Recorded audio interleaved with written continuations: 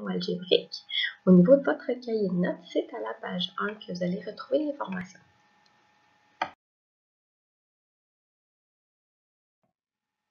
Alors, tout d'abord, pour pouvoir résoudre une équation algébrique, on a besoin en fait de venir isoler la variable.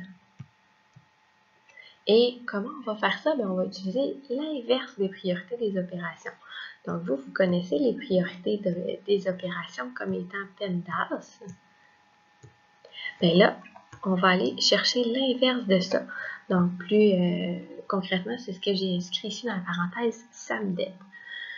Donc, ce que ça va vouloir dire, en fait, c'est qu'on va vouloir venir se débarrasser en premier des soustractions et des additions.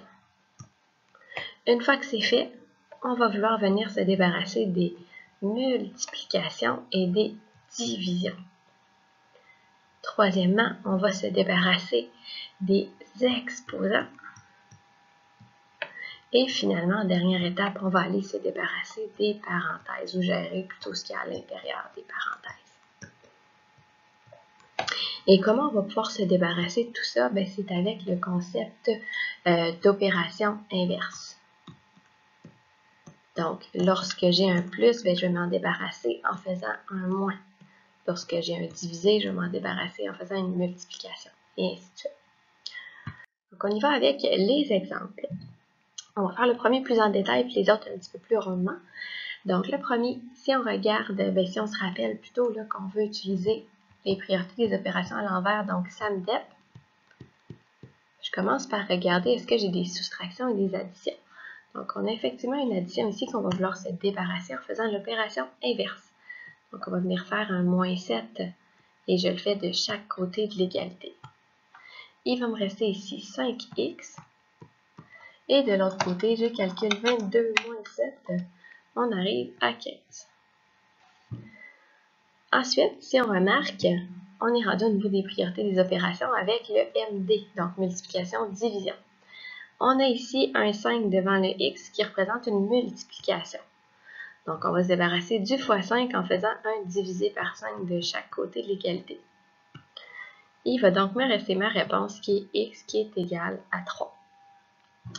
Si jamais on voulait se valider notre réponse, on reprend l'équation de départ et on va aller remplacer le X par la valeur trouvée. Donc, on ferait 5 fois 3 plus 7. Et on va vérifier est-ce que ça donne bien 22. Et c'est notre façon de nous valider. On y va avec l'exemple en B. Donc, ce qu'on peut remarquer à l'exemple en B, tout d'abord, c'est que j'ai des Y de chaque côté de l'égalité. Donc, ce qu'on va vouloir faire tout d'abord, c'est de regrouper tous les Y ensemble du même côté de l'égalité. Ce que je vous conseille, c'est de prendre le plus petit des deux, donc dans notre cas, le moins 2Y, et de l'envoyer avec le plus gros. Donc, comment je me débarrasse de moins 2Y? Je fais l'opération inverse, donc ça va être plus 2Y de chaque côté de l'égalité. Il va me rester ici 6Y plus 4 qui est égal à moins 10. Et là, ben, on se retrouve à avoir un exemple qui est similaire à l'exemple A.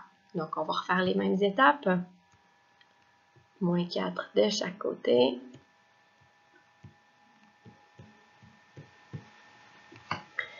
Et divisé par 6. Il me reste Y qui est égal à moins 14 sur 6.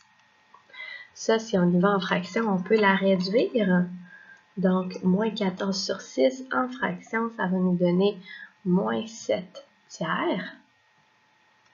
Et pour ceux qui fonctionneraient en nombre décimal, ça me donnerait moins 2,33 si j'arrondis à 2 unités. Si on fait moins 2,3 périodiques. On continue au niveau des exemples. Donc, l'exemple en C, ce qu'il y a de particulier ici, c'est qu'on remarque que j'ai des fractions des deux côtés de l'égalité. Ici, il y a un truc qu'il faut se rappeler à chaque fois qu'on a quelque chose comme ça, c'est qu'on veut d'abord venir multiplier en diagonale. On vient faire en fait le produit croisé. Donc, on va aller faire 3 fois 7 et ça va être égal à 2x fois 4. Donc, Donc là, on se rend compte que c'est un peu plus simple. Je multiplie de chaque côté, donc 21 est égal à 8x. Et il me reste juste à faire mon divisé par 8 de chaque côté. On arrive à x qui est égal à 21 huitièmes en fraction. Toujours pour ceux qui seraient en nombre décimaux, ça me donnerait 2,625. Voilà pour le C. On termine avec le D. Donc ici, ce qu'on peut remarquer, c'est qu'on a un petit peu de ménage à faire de chaque côté avant de pouvoir résoudre. Par exemple, à gauche, j'ai un moins 2 qui multiplie une parenthèse. On doit se rappeler ici que le moins 2 se fait distribuer, donc il doit multiplier tout le monde dans la parenthèse. Donc je fais moins 2 fois 4x qui me donne moins 8x. Et on doit faire moins 2 fois moins 8 qui va me donner plus 16. De l'autre côté, ben, j'ai moins 5x et plus 2x que je peux venir réduire. Ça va me donner moins 3x. Et on a notre moins 4. Ensuite, on va vouloir regrouper nos x qu'on a de chaque côté ensemble. Donc, je vais prendre le plus petit des deux qui est le moins 8x que je vais amener de l'autre côté en faisant plus 8x. Comme ça ici. On a 16 qui est égal à 5x moins 4. Ensuite, un petit plus 4 de chaque côté. 20 qui est égal à 5x. Et on termine avec un divisé par 5 de chaque côté de l'égalité. Et j'arrive à x qui est égal à 4. Voilà pour la résolution de l'équation.